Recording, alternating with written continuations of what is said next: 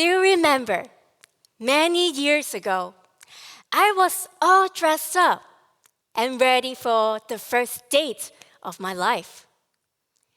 As I was about to leave home, my mom asked me, 你去 wet 啊? Which translates to, are you going to wet? I studied in a traditional girls' school. So despite being over 18, I didn't know what to expect. 2 weeks later, I watched a TV show about Cantonese slangs. That's when I learned what it truly meant. 你去 wet 啊 actually refers to you are going for a party or going out. Imagine you're in a party. What do? You dance, right? And when you dance, you sweat. And when you sweat, you get wet. Oh, that's what my mom was talking about.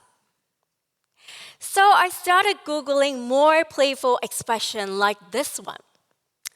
For example, 放蚊, which translates to free the mosquitoes.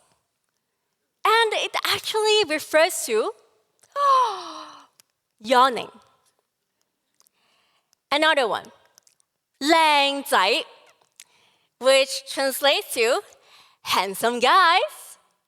And it actually refers to white rice in a cha-chan-ting. And how about 三腳貓功夫, which translates to three-legged cat kung fu. And it actually refers to you can do everything but are good at nothing.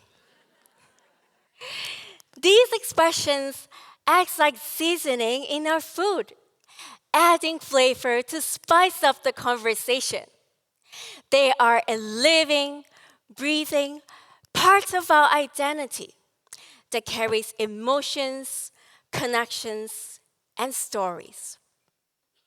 What are the first few words you learn in any new language? Yes, I know what you're thinking. The swear words. Born and raised in Hong Kong, I have to say, we are pretty good at swear words. But there are more to the language than just swear words. As a Cantonese voice actress dubbing movies and commercials, I have the privilege of learning new expressions from senior voice actors. We localize and spice up the scripts with colorful expressions. And through learning these expressions, we are able to get to know more about Hong Kong culture. Usually in Cantonese, we use a lot of formal language when we are writing. While in spoken Cantonese, it contains a lot of colloquial words and expressions. Today, a lot of the translation and dubbing work is done by AI. For sure, it brings efficiency. But it is the emotions and nuances that truly brings a story to life. If you ask Google to translate studied abroad into Cantonese, what you would get would probably be something like 有人喺外國讀書. But what you would hear from movie dubbing could be 浸過鹹水, which literally translates to soaked in salty water. Back in the days, before airplanes took to the skies, the only ways to travel overseas was by ship. So, who knows? Oops! One misstep, you may end up soaking in salty water. If we are solely relying on machines, we risk losing the fun and flavor and storytelling. By taking the first step into exploring some of these playful Cantonese expressions, we are learning more about Hong Kong culture. And at the same time, we are also having a chance to make a new friend. This summer, I launched an intergenerational dubbing program that brought together the elderly and the teenagers. The teenagers got to learn from these elderly all the localized expressions through dubbing classic movies and localizing the scripts with colorful expressions. I found it especially precious when some of my students studied abroad and were impressed by how much fun we can have using these phrases.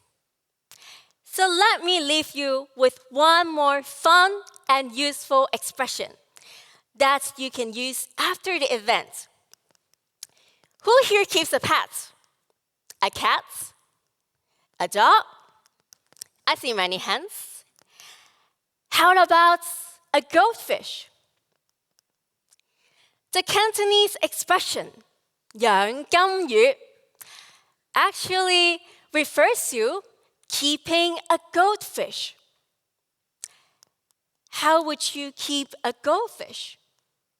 In a big tank full of water, so it swims happily in it? But that's not what it really means. The Cantonese expression, 養金魚, actually refers to you're having a big glass full of wine and you're not drinking up. And not just Cantonese.